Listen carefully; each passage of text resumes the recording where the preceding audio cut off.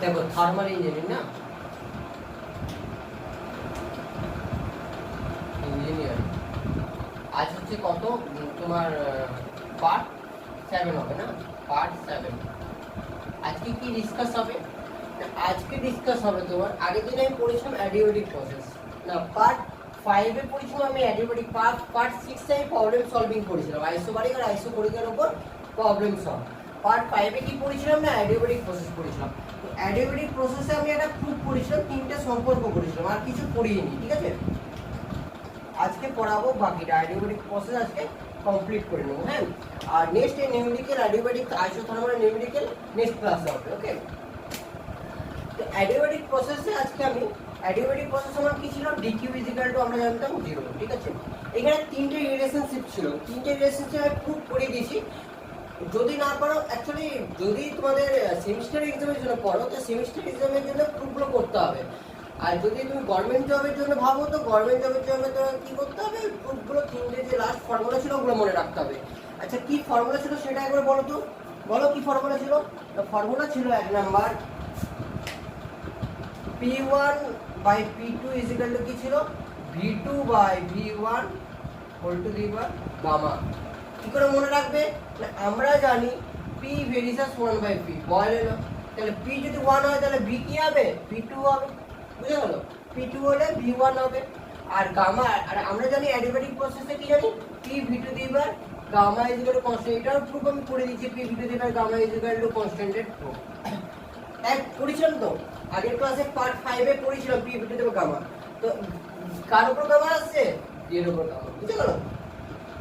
Number 1 খুব important relationship. Number 2 এটা P এর সাথে V এর সম্পর্ক, আর এটা যদি V এর সাথে T এর সম্পর্ক হয় তাহলে P এর জায়গায় T বসিয়ে দাও, T1 by T2 is equal to V2 by V1 কি হবে, গামা মাইনাস 1।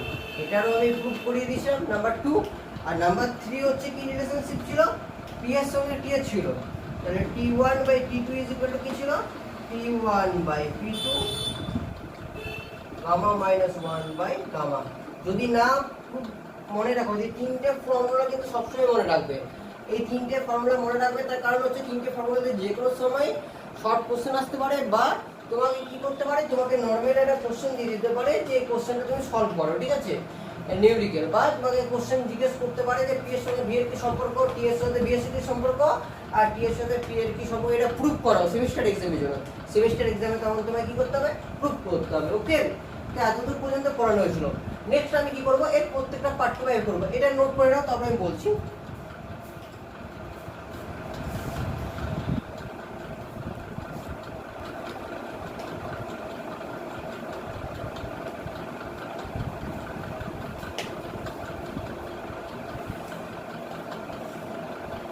ওকে, নেক্সট কি করবো, এই অ্যাডিওবেটিক প্রসেসে আমি ওয়ার্কডান বার করবো। কি বার করবো, ওয়ার্কডান, ওকে। তো তুমি হেডিং করো ওয়ার্কডান বলে, কি বার করবো, ওয়ার্কডান।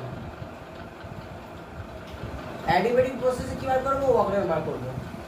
ওয়ার্কডান অ্যাকচুয়ালি ওমেগা W 1,2 মানে 1,2 প্রসেস, 1 থেকে 2 প্রসেসে কি ছিল, DW is equal two formula কি ছিল, DW ইজ ইকুয়াল টু ছিল PdV, ওকে। এখান থেকে আমি ওয়ার্কডান বার করবো।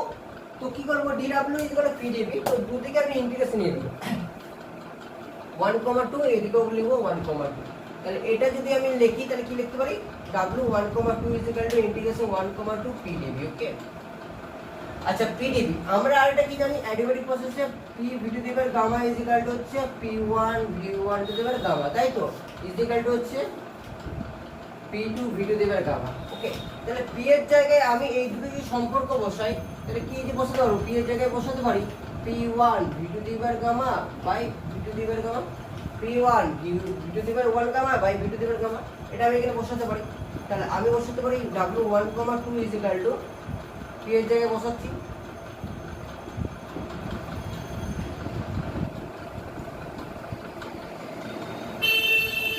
Into DV।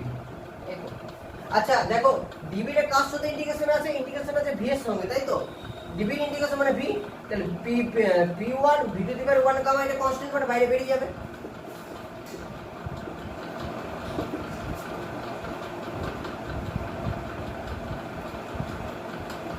1,2 d v by V to the power gamma, তাই তো?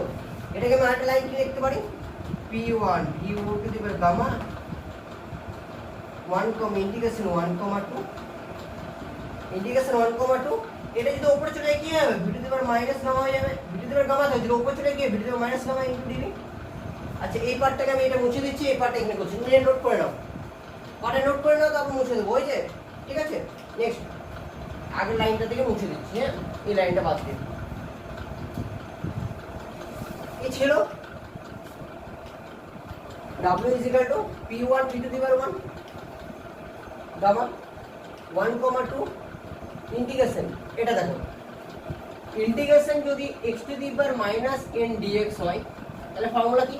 তাহলে ফর্মুলা হচ্ছে x to the power n minus 1 ছিল minus 1 plus 1, মানে x to the power এটা দেখো উপরে প্লাস 1 বাই এই যে ঘাতটা ছিল minus n plus 1 is plus c। এটা হচ্ছে ইন্টিগ্রেশন, আমরা পড়েছিলাম ইন্টিগ্রেশনের জন্য, ঠিক আছে?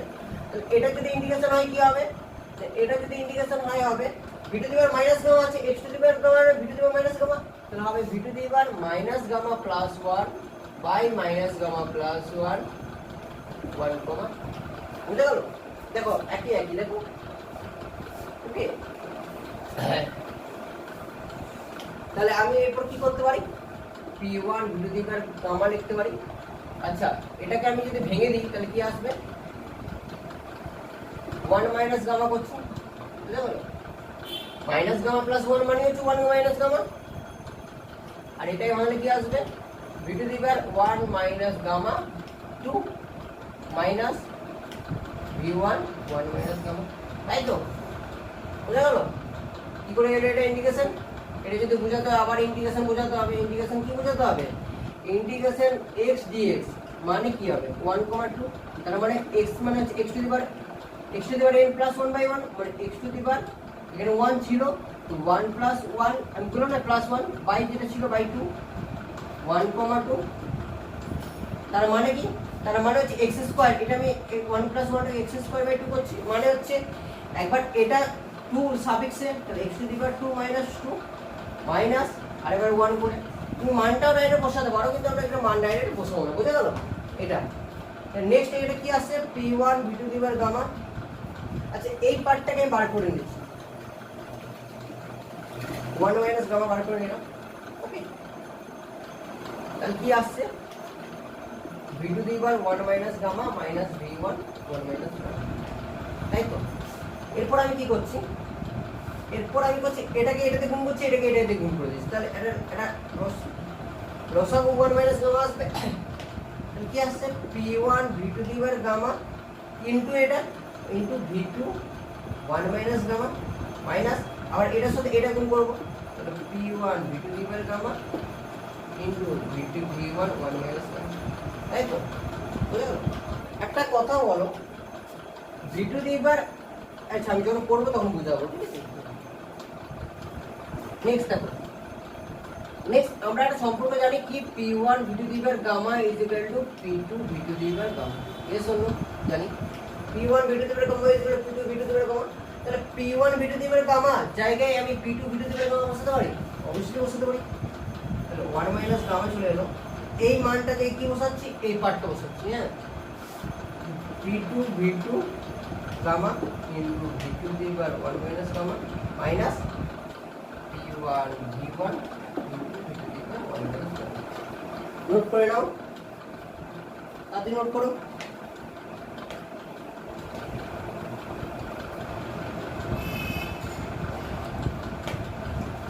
হয়েছে?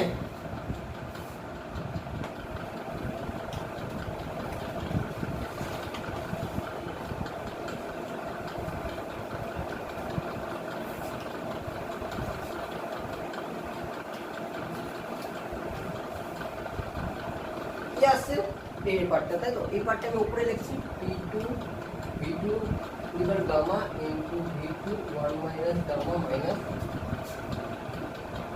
P1 V1 equal 1 minus gamma by 1 minus gamma,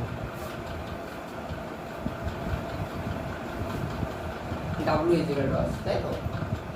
আর কি আসবে, আর কি করতে পারি, একটা মানে বুঝো x to the power 1 minus n মানে কি x to the power 1 by x to the power n, তবে তো এই দুটো সাফিক্স সমান হয়ে পর আমি x to the power 1 minus লিখতে পারি, yes or no? লিখতে পারি।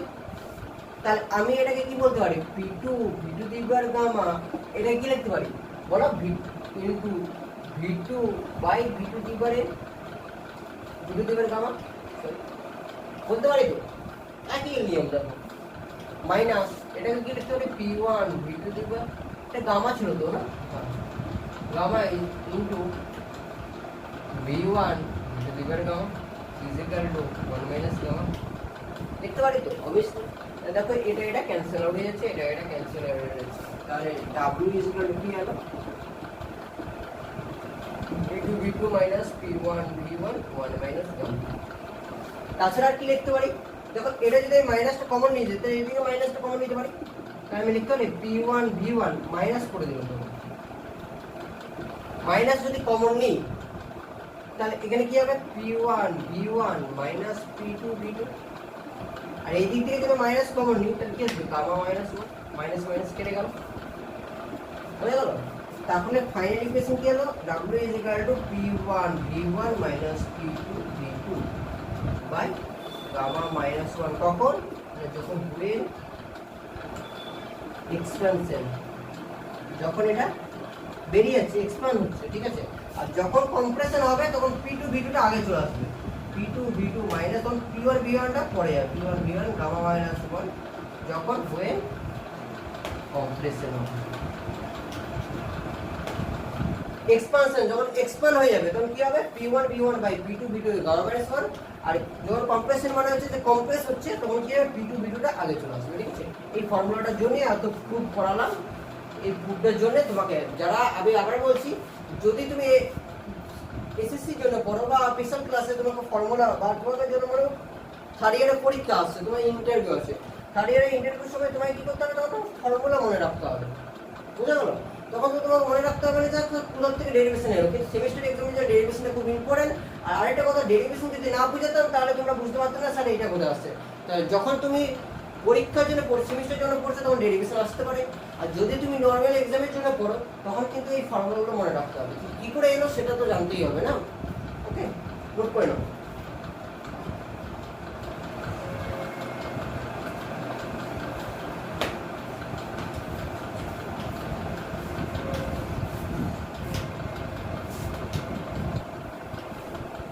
বুঝলেন,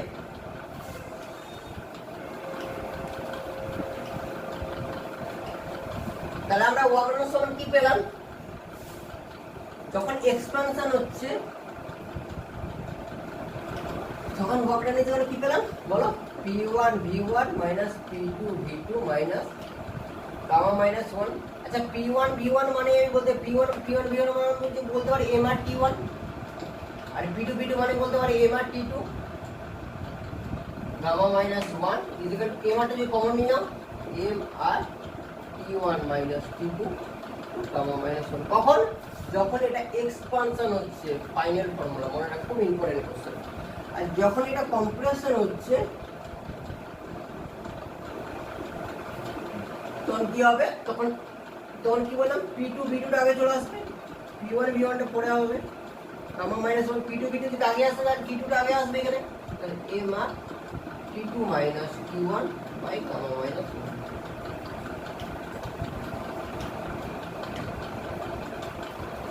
ওকে, নোট করে নাও। নেক্সট,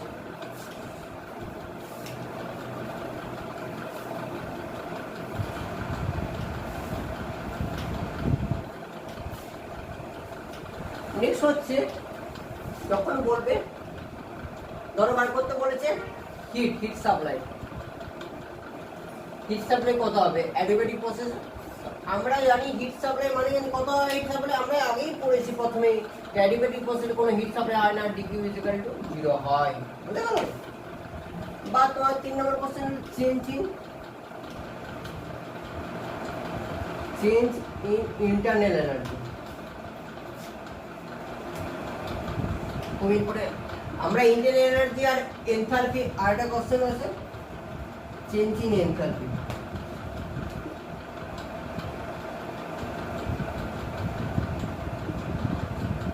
আমরা ইন্টারনাল এনার্জি আর এনথালপির মধ্যে একটা কমন ফ্যাক্টর পাই, কি বলতো? কমন ফ্যাক্টরটা হচ্ছে কি? কমন ফ্যাক্টরটা হচ্ছে দেখো ইন্টারনাল এনার্জিটা আমরা জানি যে সিবি হয় আর এনথালপির জায়গায় সিপি হয় আর এটা সিবি হয়। তাহলে এটা ডিইউ ইকুয়াল টু কি হয়?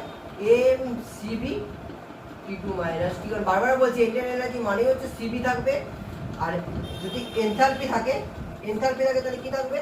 Del H equal to m cp টি2 মাইনাস টি1। খুব ইম্পর্টেন্ট ফর্মুলার সাথে তোমায় কিন্তু নিউমেরিক্যাল করতে হবে। ফর্মুলা যদি ভেঙে না মনে রাখতে হবে নিউমেরিক্যাল কিন্তু করতে পারবে না। নোট করে নাও।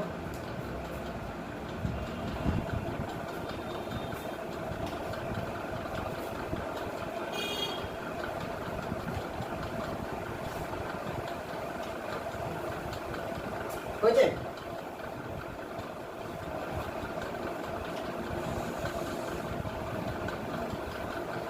একটা ছোট্ট নিউমেরিক্যাল তোমাদেরকে আমি করিয়ে দিচ্ছি, ঠিক আছে? নিউমেরিক্যাল আমি তোমাদের পড়াবো। এটা আমি আইসোবারিক আইসোপরিকে নিউমেরিক্যাল করেছি, কিন্তু অ্যাডিয়াবাটিক আইসোথার্মাল নিউমেরিক্যাল করাইনি, এর পরের ক্লাসে করাবো। তার আগে আমি একটা ছোট্ট নিউমেরিক্যাল করিয়ে রাখছি। নিউমেরিক্যাল নাম্বার 1 দেখো, খুব ভালো একটা কোশ্চেন আছে তোমাদের, এটা একবার এক্সামে এসেছিল, ঠিক আছে? কোশ্চেনটা দেখো নিউমেরিক্যাল, খুব ইজি। কোশ্চেন কি দিয়েছেন? কোশ্চেনটা পড়ো ফার্স্টে আমি এখানে গিভেন ডাটা বলে অপশন দিচ্ছি, গিভেন ডাটা। কোশ্চেন ছিল 1 লিটার অফ হাইড্রোজেন মানে V1 is equal to 1 litre at 0 degree centigrade. কত বলেছে? 0 ডিগ্রি, মানে T1 is equal to হচ্ছে 0 ডিগ্রি সেন্টিগ্রেড মানে 273 কেলভিন, তাই তো? obviously is suddenly compressed to end half of the its volume। যা ভলিউম ছিল তার কি হয়ে গেল? হাফ হয়ে গেল। দ্যাট মিন্স V2 টা হয়ে গেল তাহলে V1/2, ভলিউম ছিল তার হাফ হয়ে গেল, অর্ধেক হয়ে গেল। তাহলে V1 কত ছিল? 1/2 equal to 0.5 লিটার হয়ে গেল। Find the change in temperature of the gas, মানে T2 টা বার করতে বলেছে। আর কি দেওয়া আছে? if the ratio of the specific heat is 1.4 that means Cp/Cp is equal to কি বলা হয়? গামা is equal কত বলেছে? 1.4 বলে দিয়েছে। বার করতে কি বলেছে? T2 বার করতে বলেছে। অঙ্কটা কিছুই নেই, দেখো ম্যাথটার মধ্যে কিছু আছে, আমি এখানেই করে নেবো, এতটুকু জায়গার মধ্যে করে নেবো, মুছতে দরকার নেই। কি করে করবো বলো তো? আরে V1 দিয়ে T1 দিয়েছি, V2 দিয়ে T2, আরে V1/T1 এর যে সম্পর্ক জানি সেটা বসিয়ে দেবো, তাই তো? আমি কি জানি V1/T1 এর সম্পর্ক কি জানি বলো? বলো T1/T2 is equal to কি জানি? V2/V1। বলো কি জানি? n-1 সরি গামা -1, তাই তো? চলো T1/T2, what is the V2? V2 is equal to 0.5, V1 is equal to 1, gamma is equal to 1.4 minus 1, T1/T2। এটা ক্যালকুলেশন করলে কত আসছে? বলো ক্যালকুলেশন কত আসবে? এটা